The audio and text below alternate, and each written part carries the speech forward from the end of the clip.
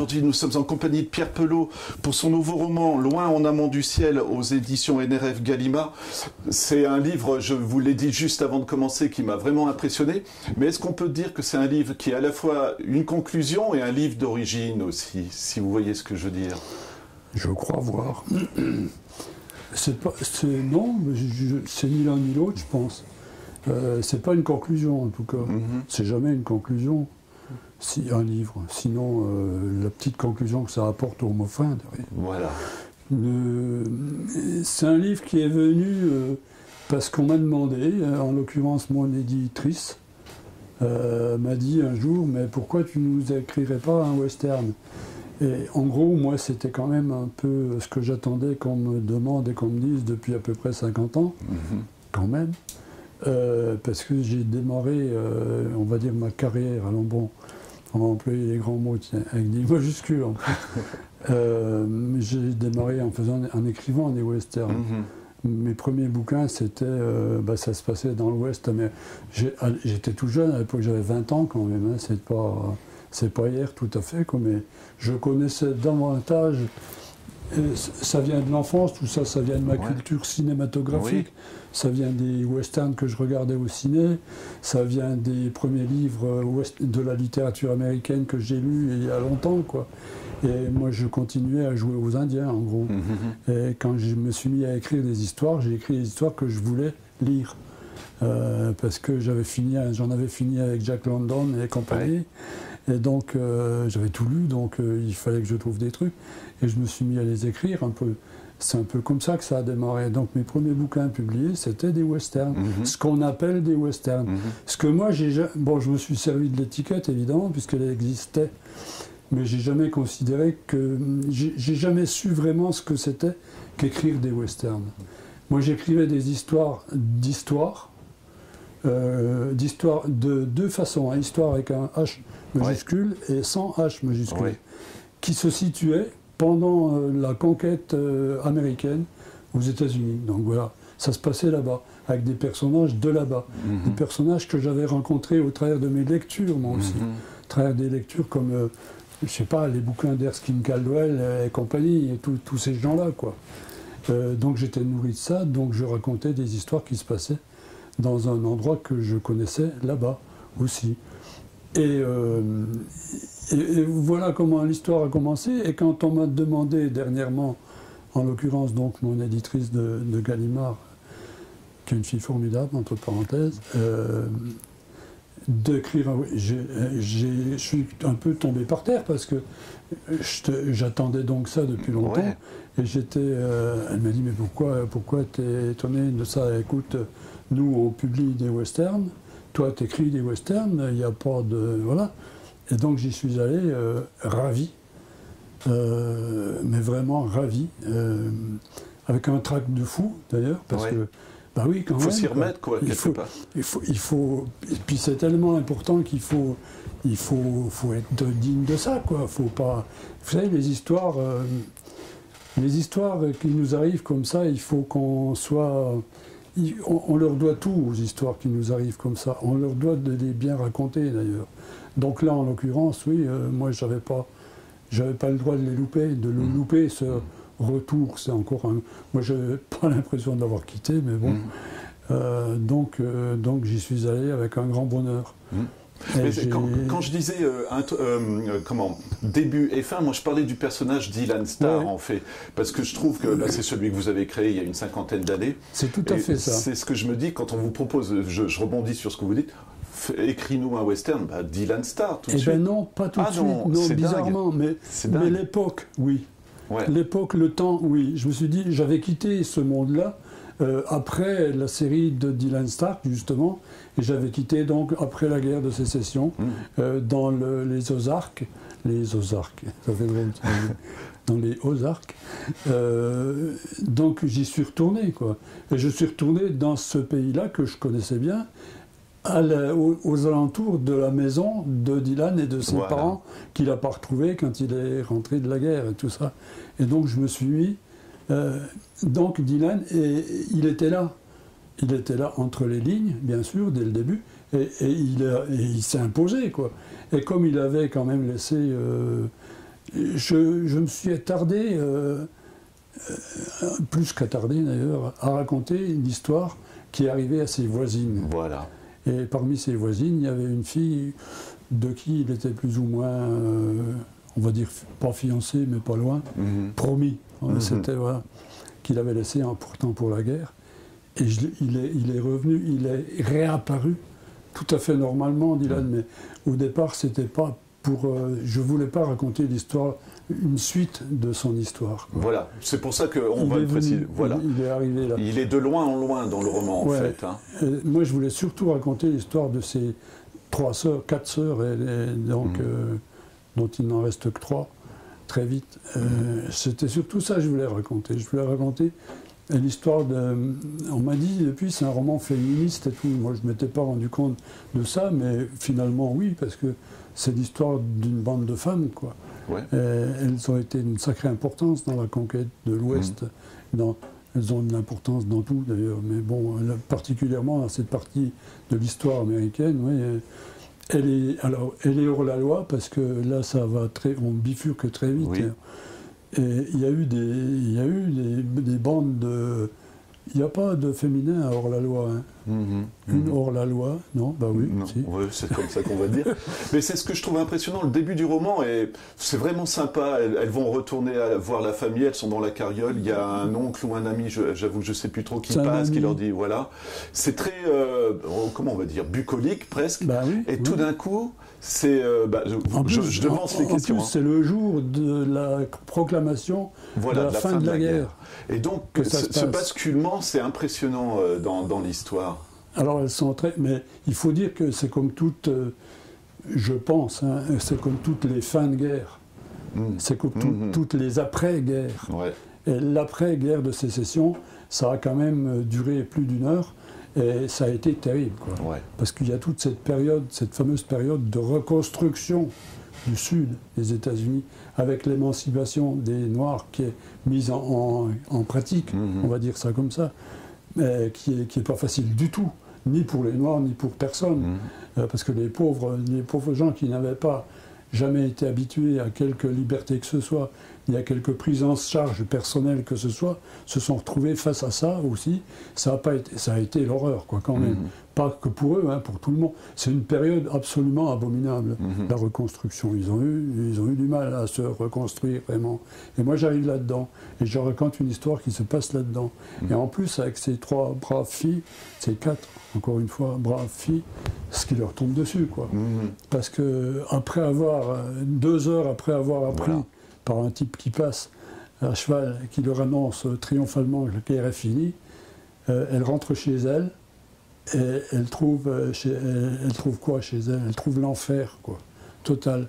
Parce qu'il y a aussi, évidemment, des bandes d'anciens soldats qui existaient déjà pendant la guerre, d'ailleurs, et qui tournaient comme ça. Qui tournaient, qui étaient en dehors des rangs officiels de la soldatesque, quoi.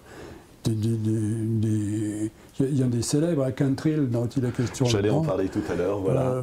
Il a fait son malheur aussi, enfin pas son malheur, le malheur des gens. Mais... Et donc voilà, c'est un chaos absolu. Et ces beaux filles se retrouvent là-dedans. Et elles vont, mais je raconte pas tout, hein, mais par la force des choses, elles vont déjà plus ou moins échapper au massacre qui tombe sur leur famille, enfin en partie, et puis elles vont ça va devenir une bande elle-même de hors-la-loi, non, pour survivre. C'est leur seule façon de survivre. Ce que j'ai trouvé impressionnant, on a toujours l'image de John Wayne pour les westerns, des choses comme ça, et là on rentre dans le concret, et j'imagine que vous êtes basé aussi sur des histoires qui sont vraiment arrivées, et on parle toujours de Far West, mais il y a aussi le Wild West, comme on dit, et le Wild, c'est vraiment l'état sauvage, et c'est une société qui est en reconstruction finalement, les États-Unis à la fin de la guerre de sécession. Totalement. Enfin, est-ce qu'elle est en reconstruction? Elle est complètement détruite même, je dirais. Mais non, mais c'est vrai, voilà, oui, c'est ça redémarre, quoi. Pour certains, avec la meilleure volonté du monde, hein. Mais bien sûr que c'est ça, dans le chaos total, parce que en fait c'est une histoire aussi qui tourne au début en tout cas, le début de cette reconstruction, c'est quelques jours, c'est des jours et des jours, mais c'est pas long, quoi. On leur donne pas beaucoup de longueur de temps pour se remettre sur pied.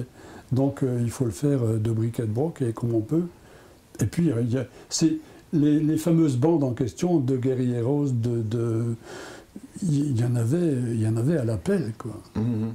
Et comment on décrit le chaos? Ça va être compliqué comme question, mais justement, on parlera de l'hyperviolence un petit peu après, mais ça vous est venu tout de suite de tomber tout de suite dans de l'ultra-réalisme, je dirais même, quoi. Ben, on y est, hein. Ouais. Moi j'y suis allé. Voilà. Je pense que, j'allais dire, j'allais pas dire, d'ailleurs je le dis, c'est la moindre des choses. Qu'est-ce qu'on fait quand on raconte une histoire, hein? On est dans l'histoire. Quand je disais tout à l'heure qu'il faut être à la hauteur de l'histoire qu'on raconte, encore une fois, c'est la moindre des choses. Sinon, si on fait ça par-dessus la jambe, c'est pas la peine de faire ça. Autant aller cultiver des patates et faire autre chose, quoi. C'est raconter des histoires, c'est ça, c'est pas simple. Mais c'est bien, quoi. Et puis c'est la base de tout.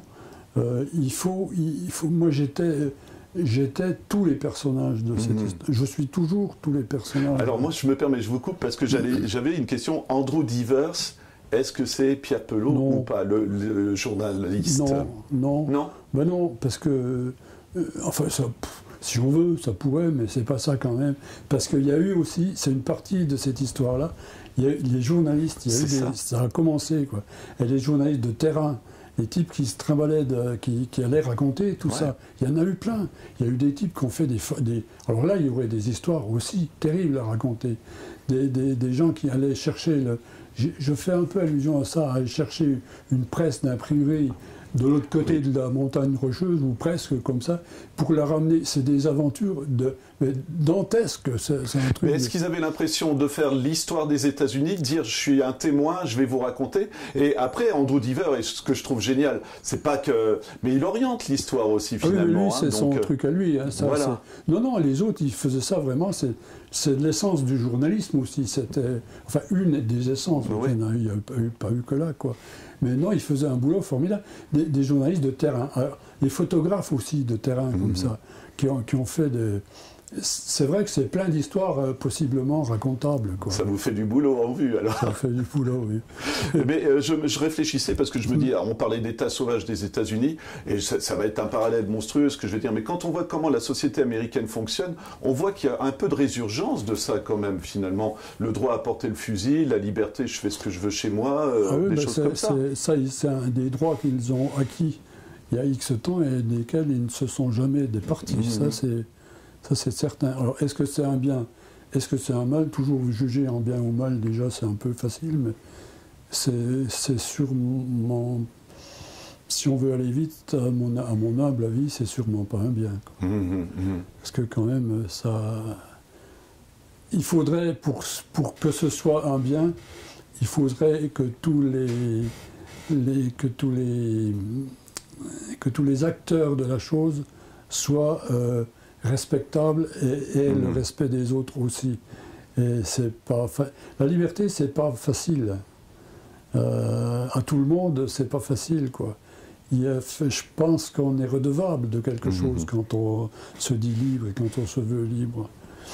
Et bien souvent, on oublie, quoi, parce que la liberté de porter des armes aux États-Unis, comme c'est maintenant, d'acheter un revolver comme on achète une table de chocolat, une tablette de chocolat. Et puis on voit ce que ça donne quelquefois, quoi. Donc c'est c'est un sujet aussi pas d'un bouquin, mais de plusieurs bouquins possibles. Ce que je trouve intéressant chez les personnages féminins, justement, c'est que on a toujours un peu le côté moralisateur. On se dit bon, elles vont redevenir gentilles, mais non, finalement, elles assument ce qu'on leur a fait vivre, et elles vont faire vivre. C'est une histoire de vengeance aussi, hein, mais beaucoup plus large, parce que finalement. Quelque part, c'est presque moral. C'est qu'elles vont... Voilà. Et elles vont tuer des gens qui n'étaient pas dans le groupe qui a tué ses parents, qui ont tué ses parents. Quand on voit ce que la loi leur a fait subir, elles deviennent hors la loi. C'est une fuite, hein. C'est la meilleure façon pour elle de s'en sortir vivante. Donc, des fois, quand on veut s'en sortir vivante dans tel ou tel contexte, il faut que d'autres meurent, quoi. Voilà. Mais c'est impressionnant parce que c'est assumé. Une fois qu'elles arrivent qu'elles disent, bah moi, toi, tu vas mourir ou des choses comme ça, c'est fait, quoi. Notamment notamment la sœur aînée, voilà. L'aînée qui en a pris, j'allais dire plein la gueule, mais c'est le mot, quoi, à tous les sens du terme. Voilà. Mais pour en revenir aux armes, vous savez, moi, quelque part, personnellement, moi, j'aime assez les fusils. J'aime assez les revolvers. Je trouve que c'est beau, un revolver. J'en possède. Parce que c'est pas pour ça que je vais m'en servir pour aller flinguer tout ce qui me déplaît, quoi. Donc, il y a aussi... c'est pas facile, quoi. C'est pas... Laisser libre tout le monde d'avoir des armes... Tout le monde, c'est pas facile. C'est pour ça qu'on a inventé des lois aussi, quelque part, finalement, pour contenir un peu... c'est le côté bestial, parce que c'est ce que je pensais aussi. Il y a un moment, ça devient des bêtes, tous ces personnages. Ça devient... C'est pire que ça. Ça devient des humains. Ouais, c'est vrai. C'est super juste, ouais. Donc, voilà. Les méchants, moi, ils m'intéressent aussi parce qu'il y a une femme... c'est des horribles, vraiment. Alors, comment vous les avez créés, ceux-là? Ils vous sont venus tout de suite? J'ai eu des modèles. J'ai des modèles, quoi. D'accord. Il y a eu des personnages qui ont existé de cette manière-là, quoi. Il y a eu des... Il y a des... Moi, on peut faire référence aussi à certains auteurs américains que moi j'aime beaucoup, un monsieur comme Cormac McCarthy, qui est mort il n'y a pas longtemps, d'ailleurs. Et moi, quand je parlais de mes nourritures tout à l'heure, j'ai été nourri. Il fait partie de mes nourritures, ce monsieur-là. Et quand il écrit Méridien de sang, un bouquin qui s'appelle...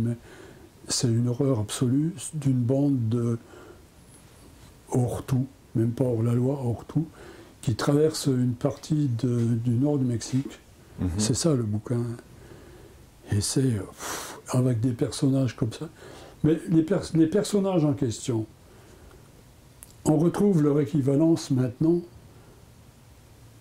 pendant la guerre d'Ukraine. On retrouve les personnages en question chez les Russes, puis je sais pas, là où il y a les guerres africaines aussi, où souvent il y a des... Parce qu'il y en a qui y vont pour le plaisir de tuer aussi. Je crois que c'est encore une fois, c'est l'humain. Ils sont complètement déconnectés de tout, et puis il ne reste plus grand-chose qui les maintiennent en vie, quoi. Et quand on n'a plus le respect de la vie des autres, mais on n'a plus le respect de sa vie à soi non plus. Voilà, quoi. Les hommes ne sont pas...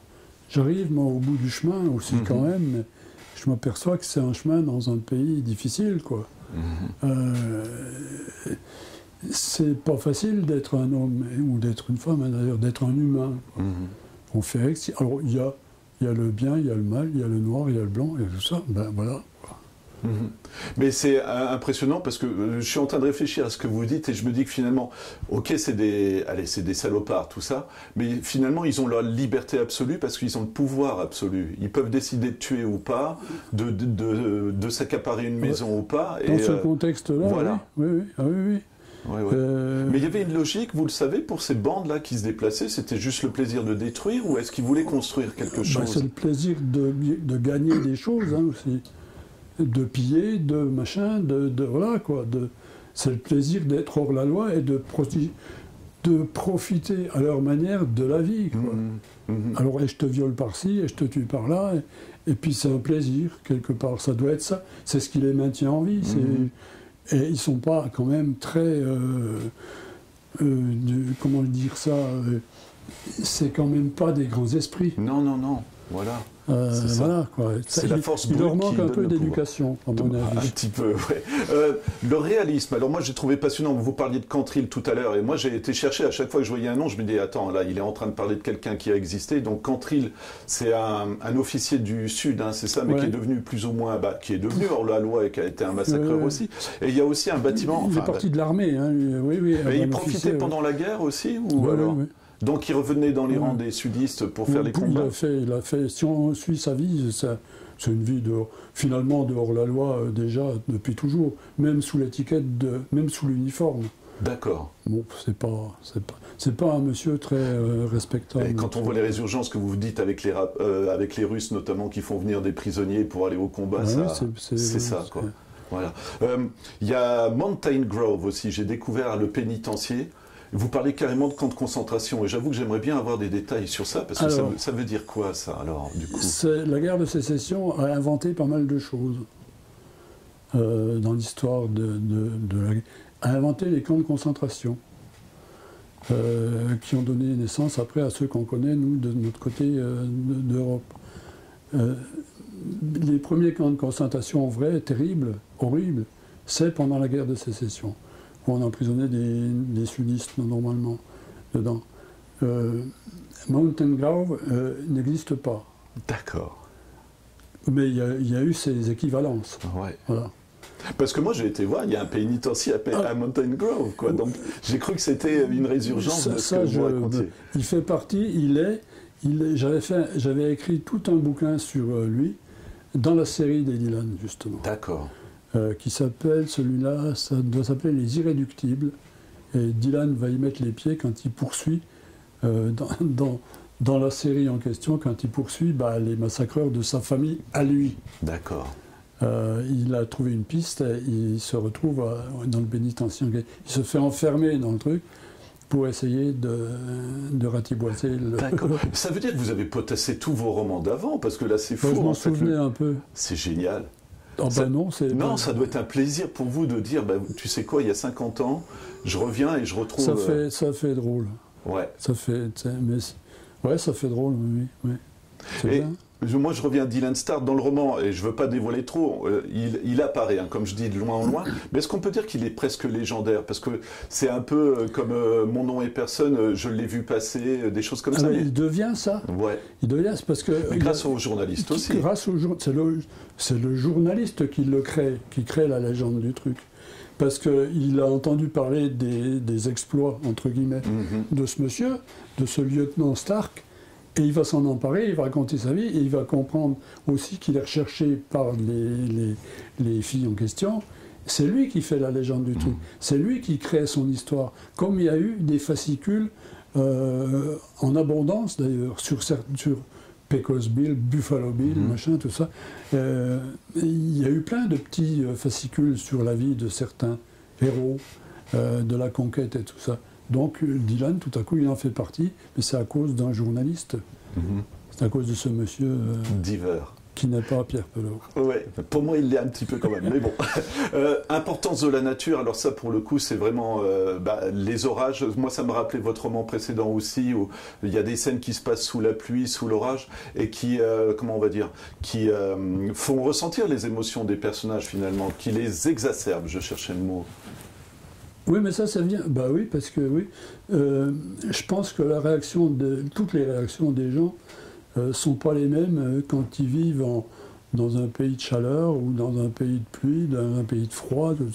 Ça compte, quoi. Le climat, ça compte quand même. Moi, je vois depuis... là, on a eu une canicule qui nous est tombée dessus. On ne vivait pas de la même manière sous cette pseudo-canicule, parce que nous, ici, on ne l'a pas eu tellement. Que tout à coup, voilà qu'il refait 20 degrés de moins. Et ça, c'est plus pareil, quoi. On a plus quand on se lève le matin, je pense qu'on n'a plus la même envie de passer la journée. Mais ça a une influence sur votre façon d'écrire. Je trouve ça intéressant, parce que vous devez être observateur de tout ça, de tous ces éléments. Oui, probablement, mais j'en suis pas conscient. Ça fait pas partie de mes outils de travail. Alors ça, c'est fou, parce que je ne vais pas dévoiler la scène finale, mais qui se passe dans un saloon.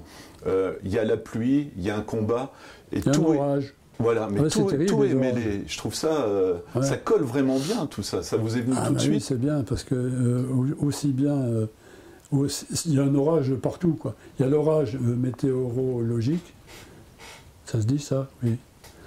Et puis il y a l'orage chez les gens, quoi. Ouais. Il y a le déferlement des tirs, les bruits, voilà.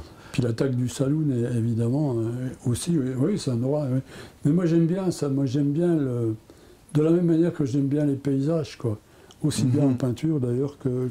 Mais c'est pareil, il n'y a pas grande différence hein, entre la peinture et l'écriture. De toute façon, c'est raconter des histoires, quoi. Et donc moi j'aime bien ça. Et puis le climat, bien sûr, mais c'est des personnages. Le climat, c'est un personnage. La pluie, c'est un personnage. J'aime bien la pluie. J'aime bien la raconter, donc aussi, je préfère la raconter que de la subir, souvent. Mais... non, mais c'est... Et puis ça fait partie de l'écriture. Et comme finalement, je me suis rendu compte quand même, au bout de quelques années, que j'aimais bien l'écriture, et que c'est quand même un truc primordial, c'est la façon... Une histoire... ça peut être une histoire X qui s'en va de A à B. Bon. Mais à partir de là, il y a 1 million de façons de la raconter. Et c'est ça qui fait qu'elle peut changer, d'ailleurs, simplement par la façon dont on la raconte. Et c'est ça qui est bien, quand même, dans l'écriture. Et plus ça vient, moi, plus je me rends compte, d'ailleurs, que je ne sais pas très bien écrire. Mais plus je me rends compte aussi, et c'est très bien, parce que plus j'ai envie d'apprendre. Et c'est jamais comme je voudrais vraiment, mais c'est bien d'apprendre, quoi. S'il n'y avait pas ça, à la base, on arrêterait. Enfin, moi, j'arrêterais, parce que c'est peu... Alors, apprendre à écrire, c'est quand même vachement bien. Et c'est pas simplement pour l'histoire qu'on raconte, mais c'est la façon dont la beauté du mot aussi, quoi, je pense. Ouais, et la façon dont on la raconte, quoi. Il faut que je tente une question cliché. Je vais peut-être me faire engueuler, mais Sergio Leone, là-dedans, oui ou pas? Honnêtement, je crois pas. J'aime bien. Hein. J'ai été, moi, comme tout le monde, hein, moi, quand il est arrivé, Sergio Leone, quand il est arrivé, il était une fois dans l'Ouest et compagnie, bien sûr, j'aimais bien, mais c'était pas la même image que le western à la John Wayne d'avant. Ouais. Moi, les westerns américains, tous ceux que j'ai vus quand j'étais petit, je pourrais les citer tous, en noir et blanc et tout ça, c'est hyper bien, c'est vrai. Alors j'oublie les titres maintenant parce que je les mélange un peu tous, les titres, pas les histoires trop. Mais j'aimais bien tout ça. Moi, c'est Rio Bravo, la Rivière Rouge, enfin des choses comme ça. Le truc avec Marilyn. Voilà. Comment c'était ça? Ça y est. La rivière, no return, mais la chanson. Rivière sans retour. Voilà. Ça, c'est génial. Bon, on est fait pour s'entendre, mais voilà. Ça, c'est génial. C'est vrai. Oui, mais c'est fabuleux, quoi. Ouais. Moi, tu regardes ça, tu pleures, quoi. C'est vrai. Et moi, voilà, j'aime bien... Quand j'arrive à écrire quelque chose et à pleurer en même temps, que ce soit dans les fêtes vraiment ou symboliquement, simplement, c'est que c'est pas trop loupé, quoi. Donc là, ça va. C'est ça, ça marche à l'émotion aussi. Faut arriver, c'est ça qu'il faut arriver à décrire. Et c'est ce que je vraiment pas dévoiler la scène finale, mais c'est ce que vous venez de dire. On en arrive à l'émotion parce que je trouve qu'il y a une lueur dans j'allais dire la dernière scène, mais les dernières paroles. Et ça fait du bien aussi parce que quelque part, Enea, elle a le droit aussi à. Ça n'empêche pas qu'on pleure. Hein. Ouais, voilà. Qu'on a le droit, quoi. C'est bien de pleurer aussi, merde. Ouais. Voilà. Et la conclusion, elle vous est venue tout de suite, justement? Et encore une fois, hommage à Diver que je trouve très émouvant. Je savais au fil du temps que ça ne pouvait pas être autrement. Je me suis dit que ça ne pouvait pas être autrement. Et ils m'ont donné raison, les personnages en question. Parce qu'en même temps, comment dire ça? C'est difficile. Parce qu'évidemment qu'on maîtrise l'histoire. Si on ne la maîtrise pas, c'est foutu, c'est que c'est bon. Mais en même temps, on la maîtrise en se laissant guider par elle. On la maîtrise parce qu'on la maîtrise quand on arrive à la raconter telle qu'elle est. Alors moi, j'ai rencontré des écrivains qui me disaient « je fais même pas de plan, c'est mes personnages qui m'emportent ». Est-ce que c'est la même chose pour vous? Moi, je ne peux pas faire ça. Ouais. Moi, quand je me mets à écrire le truc, en général, je sais absolument où ça va. Alors, je ne connais peut-être pas tous les détails du chemin. Quand j'ai écrit C'est ainsi que les hommes vivent, je ne savais pas, 1000 pages quand même, 20 ans de préparation, 2 ans d'écriture, je ne savais pas, j'avais pas tout en tête au départ. Mais je savais où ça allait, j'écris souvent des histoires pour la fin de l'histoire. Ouais. Je sais comment cette histoire se termine avant de l'écrire. Donc j'y vais pour raconter la fin. Là, en gros, alors maintenant c'est devenu un truc plus ou moins inconscient. Et puis que j'essaye même pas de creuser trop parce que ça m'emmerde. Et puis parce que j'ai peut-être pas à le faire non plus, mais je savais comment ça se terminerait, ce truc-là. Bien que ne sachant pas exactement, quand j'ai mis les pieds dans les étriers la première fois, je ne savais pas exactement ce que Dylan allait venir faire là-dedans. Mais je savais je savais qu'on en parlerait. Mais puis voilà, puis ça s'est passé comme ça. Je savais comment ça se terminait, tout en ne sachant pas comment y arriver. C'est une de mes dernières questions, mais est-ce qu'on quitte ces personnages facilement quand il y a tellement d'implications? Oh non. Ah ben non. Vous savez, ah ben non.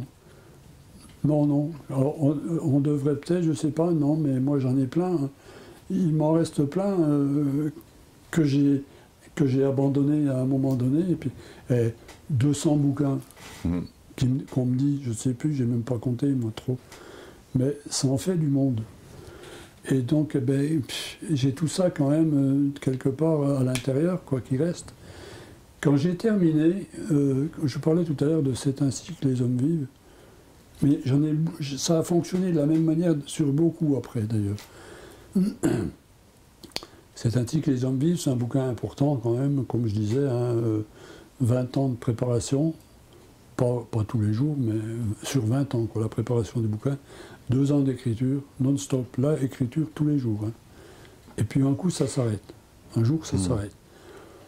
Et un jour, ça s'arrête et vous êtes dans un état lamentable, parce que c'est un vide terrible, quoi, parce que moi, j'étais pas beau à voir là-dedans.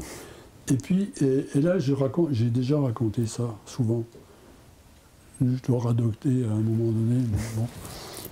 Et pour en revenir à ce que vous demandiez, les personnages s'en vont.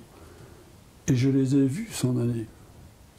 Je les ai vraiment vus, les personnages principaux de ce bouquin-là, de cet énorme bouquin, je les ai vus s'en aller. Puis j'étais très triste, quoi. Parce que ça fait quand même... Vous savez, vous avez des potes qui s'en vont, que vous ne reverrez plus. Puis je ne parle même pas de ceux qui meurent et qu'on ne reverra vraiment plus, quoique... donc ils s'en vont, mes personnages s'en vont. Et puis un jour, et puis du temps passe. Et puis le livre fini devient un livre, devient un bouquin, un vrai. Et des gens le lisent. Et des gens m'en parlent. Et je vous jure qu'à partir de là, j'ai vu revenir les personnages qui étaient partis. Je les ai vus revenir. Et de nouveau, et ils sont là. Et ceux-là, ils sont toujours là. Et ça m'a fait... Alors ça fait plaisir quand même, parce que, bon. Et ça rejoint d'ailleurs ce que les lecteurs me disent quand ils me disent on ne peut plus les quitter. Je suis désolé, messieurs, dames, mais c'est bien, quoi. Ouais. Mais moi, je vais vous envoyer des fleurs. C'est ce que j'ai ressenti à la conclusion de celui-ci. Parce que je me disais, et je ne dévoile pas, c'est tellement beau qu'on a presque envie de voir la suite, finalement. Mais après, on se dit, non, il faut arrêter là. Parce que c'est... Enfin, je ne sais pas si vous ferez une suite, mais c'est... Si jamais j'écrivais une suite, qui ne serait pas une suite, ce serait une histoire dans laquelle on retrouverait... peut-être les mêmes personnages, c'est tout. Mais ça n'aurait pas de rapport avec cette histoire-là. Je ne sais pas si je le ferai. Je ne pense pas que je le ferai, d'ailleurs, mais encore, il ne faut jamais dire ce qu'on... Voilà, 50 ans après... Non, mais même un jour, j'ai dit, j'écrirai plus. J'en avais marre, j'en avais marre, quoi. Bon, je dis ça, moi, comme un imbécile. 3 jours après, je me rends compte que j'ai dit une connerie. Et il fallait, si j'écris plus, j'existe plus, moi. Donc, j'avais quand même envie d'exister un peu plus longtemps. Donc, j'avais pas envie de me suicider tout de suite. Et donc, il faut pas dire ce genre de truc. Mais, donc là, je sais pas, en fait. Je sais pas, là, je travaille. Là, je bosse sur un truc qui n'a rien à voir avec ça, mais qui est difficile à éclore. C'est à savourer aussi ces instants-là, quand c'est difficile, j'imagine. Quand je vais y arriver quand même, ou il faut trouver la porte d'entrée, ou... Ouais, dans dans les livres, c'est à savourer comme ça, mais en fait, c'est un peu, c'est pas facile. C'est galère derrière. Ouais. Ah ouais. Oui, et puis de plus en plus, de plus en plus. Mais est-ce que vous savez que vous allez trouver ou est-ce que vraiment c'est une période de doute? J'espère, sinon, je pense quand même, oui. Mais ça fait pas longtemps que je suis sûr de ça. Mais je sais pas comment encore, trop. Mais en gros, je vais m'en sortir de ça. Mais c'est une histoire difficile. C'est le truc, l'histoire, elle existe. Il faut simplement l'attraper puis la bien raconter. Exactement. Et donc, celle-là, j'ai du mal à l'attraper, quoi. Elle s'en va, elle s'échappe. C'est que vous savez que c'est une bonne histoire, mais vous ne savez pas encore comment l'aborder, quoi. Je sens, oui, parce qu'elle me séduit quelque part, donc ça doit être une bonne histoire. Mais est-ce que je vais être à la hauteur? C'est ça, quoi, qui fait que c'est difficile, quoi. Ben voilà, Pierre, moi j'en arrête là parce que c'est un plaisir vraiment, et vous l'avez compris, j'ai vraiment pris beaucoup de plaisir à lire votre livre, donc je rappelle le titre, Pierre Pelot, Loin en amont du ciel, aux éditions NRF Gallimard. Moi, vraiment, je vous l'ai dit, même quand on s'écrivait, je le trouve incroyable, ce livre. Je me suis fait déstabiliser constamment, et ça c'est un plaisir quand même, et félicitations. Voilà. Écoutez, merci beaucoup.